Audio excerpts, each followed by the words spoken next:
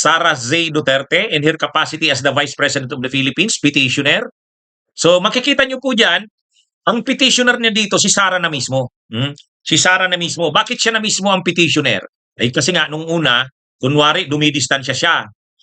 Kunwari, ayaw niya, hindi daw siya involved yan sa mga galawan na yan sa impeachment. Wala daw yan, hindi daw yan importante sa kanya. Eh, kaya lang, sabi nga natin, pagka ganun, madidismiss yung petition. Kasi walang legal standing. Sino ba ang dapat mag-file ng petition? Ay si Sara. O kaya ngayon, siya na mismo yung nag-file. Ano ba yung petition na ito? Tingnan niyo po yung nasa kanan. ER number 4, Petition for Certiorari and Prohibition under Rule 65 of the Rules of Court with urgent application for temporary restraining order and /or writ of preliminary injunction. So ibig sabihin, ito po yung petition for certiorari. Ibig sabihin po ng petition for certiorari, kini-question yung constitutionality ng proceedings ng impeachment sa House. Kaya yan po ang ibig sabihin ng certiorari. Pini-question sa petition na to, ang constitutionality. So para sa petition na ito, void ab initio, from the beginning, void na, walang bisa, walang saysay. Unconstitutional ang impeachment.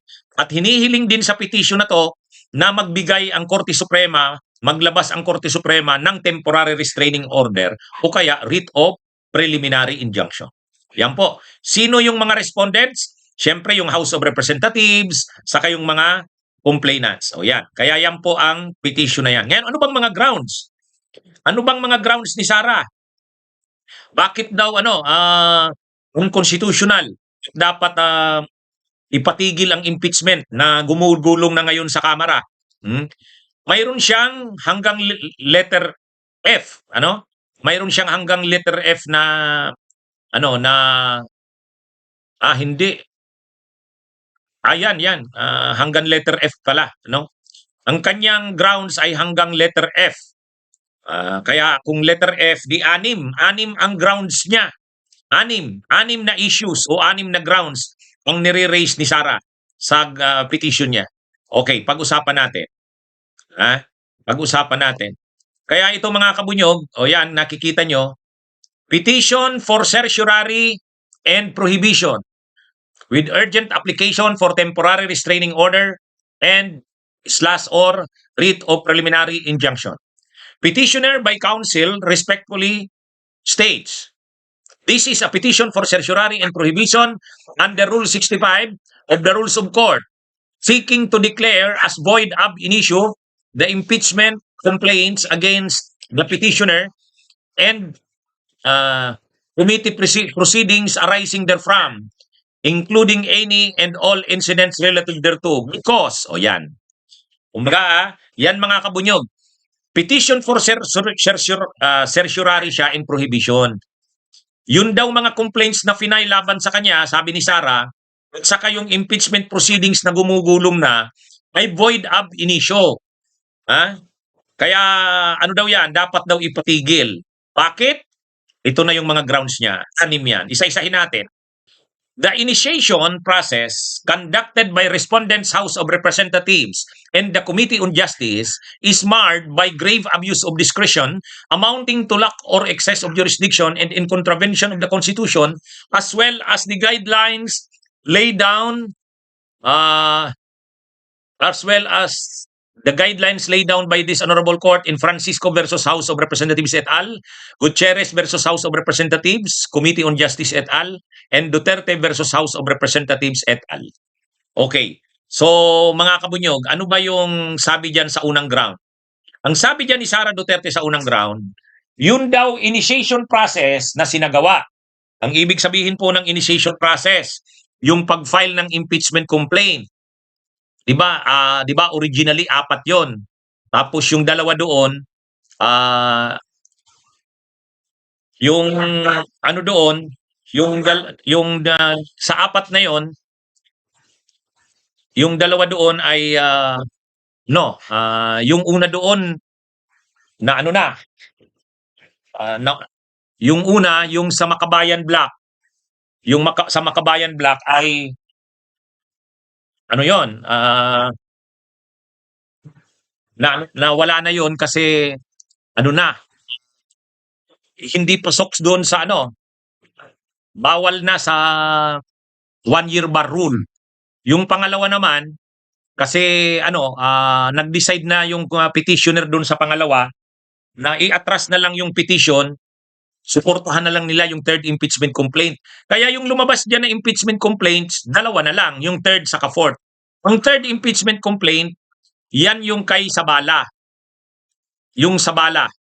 Yung isa pang impeachment complaint ay yung kay Cabrera. Yan mga kabunyog ang nangyari diyan. So, ang sinasabi dito sa unang ground ni Sara, hindi daw nasunod ang tamang initiation. Ano ang ground niya? Bakit nasabing hindi nasunod? Dapat daw kasi binutuhan ng plenary. Pinag-usapan daw sa plenary na i-refer ito sa Justice Committee, yung mga ganon. Hindi daw ginawa yun eh. Dapat daw, hindi lang daw si Speaker ang nag-decide na i-refer ito sa Justice Committee. Dapat daw collectively as a collegial body, pinag-usapan ng buong plenary. Gano'n na naman ang mga grounds na ginagamit diyan. So, ang pangalawang ground, ito. Ang sabi pa dito ni Sara sa kanyang petition, pangalawang ground, the Saballa and Cabrera complaints are void ab initio for violating the 1-year bar rule under Section 3, Paragraph 5, Article 11 of the 1987 Constitution, which prohibits the initiation of more than one impeachment proceeding against the same official within a period of 1 year following the effective non-viability of the earlier initiated Castro and D complaints on March 2, 2026 through their respective setting aside and withdrawal.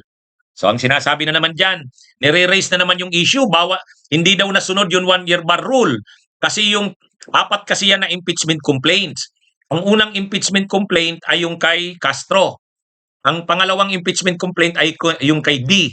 Ang pangatlong impeachment complaint ay yung Saballa. Ang pang-apat ay yung Cabrera.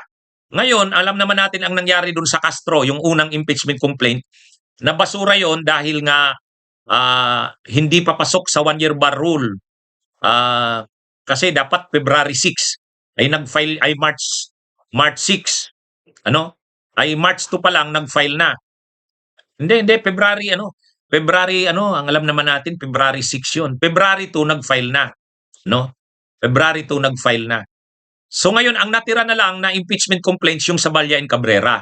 Pero ang gustong mangyari nila Sara Duterte, yung Saballa and Cabrera complaints, yung natitirang third in impeachment, void ab initio pa rin daw. Kasi na-violate pa rin daw yung 1-year bar rule. Kumbaga, grabe, pati yan, wala, 1-year bar rule na naman ang issue dyan. Paulit-ulit na yung 1-year bar rule na yan. Paulit-ulit na. Anyway, yan yung isang grounds ng kampo ni Sara, yung 1-year bar rule daw ay na-violate. Kaya yung third impeachment complaint at fourth impeachment complaint, yung Saballa at saka Cabrera, ay rin daw, void ab initio. Dahil void ab initio, dapat daw ibasura. Yan na naman ang ang sunod na naman na letter C. Accordingly, ito. Accordingly, sabi ng petition ni Sara, accordingly, any and all of the proceedings that emanate from these constitutional complaints are also unconstitutional. So ibig sabihin, dahil yung mga impeachment complaints na yon ay hindi sumunod sa constitutional provisions, kaya lahat ng proseso ay unconstitutional din. Letter C yan. Ang sumunod na ground, mga kabunyog, ang sumunod na ground ay sabi dito sa letter D, the conduct of trial, whether mini or full-blown, by Respondent Committee on Justice in the exercise of its ancillary incidents, including the issuance of compulsory processes, are unconstitutional and encroaches on the power of the Senate solely vested in the latter by the Constitution. Consequently, Section 7 of the Rules of Procedure and Impeachment Proceedings of the 19th Congress, House of Representatives, adopted by the 20th Congress insofar as it allows such proceedings is likewise unconstitutional. So ito na naman, yun daw mga ginagawa ngayon ng Justice Committee, yung mga hearing ngayon na ginagawa, yung mga subpoena, unconstitutional daw yan. Unconstitutional daw yan, sabi ni Sara. yung ginagamit na rules ng impeachment court ay ng impeachment yung Justice Committee unconstitutional daw. Hindi daw kasi dapat nag-i-issue ng mga subpoena ang Justice Committee. Wala daw silang ganung kapangyarihan. Senate lang daw ang may kapangyarihan yan. Ganyan na naman yung ano nila, no? Ha?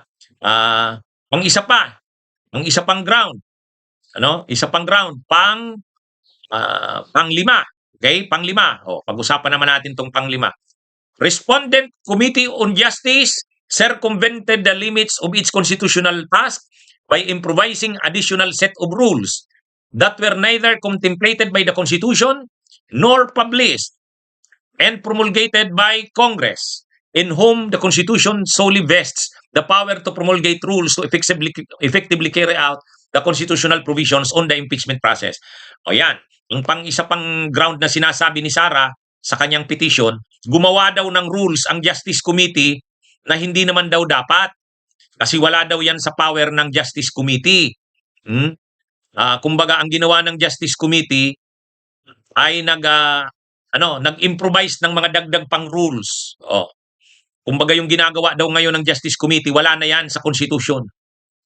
Panghuli, the proceedings conducted by Respondent Committee on Justice remarkably show grave abuse of discretion and reek of double standards in the treatment of impeachment complaints referred to it, and events a clear fishing expedition, resulting in the violation of petitioners' constitutional rights to due process, presumption of innocence, and equal protection of the laws, with this honorable court directed in its ruling in Duterte that applies to the entire impeachment process.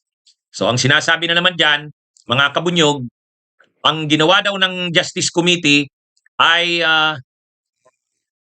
grave abuse of discretion. Inabuso daw ng Justice Committee ang discretion nito. Kasi gumawa daw ito ng mga proceedings na double standards na. Ang sinasabing double standards dyan, mga kabunyog, ay di ba may nauna na kasing impeachment kay PBBM? So ang sinasabi nila, yung kay PBBM na impeachment, striktong inimplement yung mga rules, kaya na-dismiss yung impeachment. Pero pagdating daw dito, kay Sara Duterte, masyado na daw maluwag ang rules, kaya unfair daw ito. Ang tawag daw dyan, double standards. Ngayon, dahil double standards yan, na-violate yung right to due process at equal protection of the laws ni Sara Duterte. Kung ikukumpara doon kay PBBM na impeachment, hindi daw pareho ang treatment. Hindi daw pareho. O yan, mga kabunyog.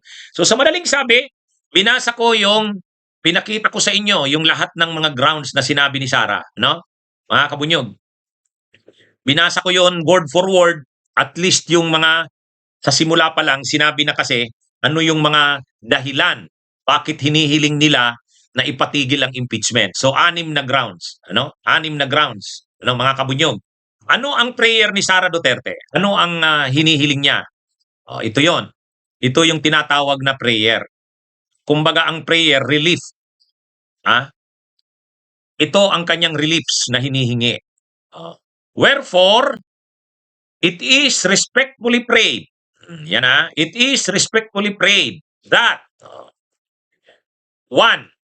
Upon the filing of this petition, a temporary restraining order be issued to enjoin respondents' House of Representatives and Committee on Justice from proceeding with the impeachment proceedings before them, and to desist from doing any and all acts relative in pursuant thereto. So ito na yung ito yung importanteng prayer diyan. Ang gusto nilang mangyari, matigil ang ginagawa ng Justice Committee. Kaya dapat mag-issue ang Korte Suprema ng TRO. Yan, TRO, Temporary Restraining Order. Pangalawang hinihiling ng kampo ni Sara sa kanyang petisyon, after due proceedings, issue a writ of preliminary injunction enjoining all respondents from continuing or acting in pursuance of the impeachment proceedings relating to the Saballa and Cabrera complaints for being unconstitutional, and from doing any and all acts relative in pursuant thereto, including any trial, mini trial, or so-called preliminary investigation issuance and enforcement of compulsory processes in such other acts or incidents. Kumbaga yung una, TRO, para mabilisan. After ng TRO, kapag nasagawa na ang mga due proceedings, preliminary injunction na. Medyo, medyo hindi na lang temporary yon. Preliminary injunction na yan, writ of preliminary injunction.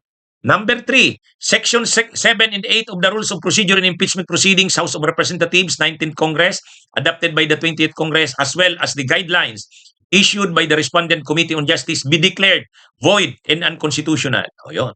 Yung mga guidelines daw ng Committee on Justice, pati na yung rules ng impeachment, i-declare na unconstitutional, yung Section 7 and 8. O. Panghuli, thereafter, issue a final injunction nullifying and setting aside the impeachment proceedings relating to the Samalia and Cabrera complaints for being unconstitutional and enjoining the respondents' House of Representatives, Committee on Justice, and the Senate of the Philippines from doing any acts, any and all acts relative in pursuant thereto. O yan mga kabunyog. Kaya kung ang tanong, ano ba yung mga hinihiling ni Sara, yan, binasa ko na. Ha? Pasensya na, mahaba-haba yung talakayan natin. Gusto ko kasi basahin yung in toto, word for word, ano yung mga sinabi ni Sara. O yan, yan mga kabunyog ha. Kaya kung may nagtatanong sa atin, ano na bang mga grounds ang sinasabi dito? Actually, matagal na rin naman itong paulit-ulit nilang sinasabi. Matagal na nilang paulit-ulit na sinasabi yan. Sabi nila, kiki-question nila sa Korte Suprema yan dahil unconstitutional daw yung ginawa ng Justice Committee. O bakit unconstitutional?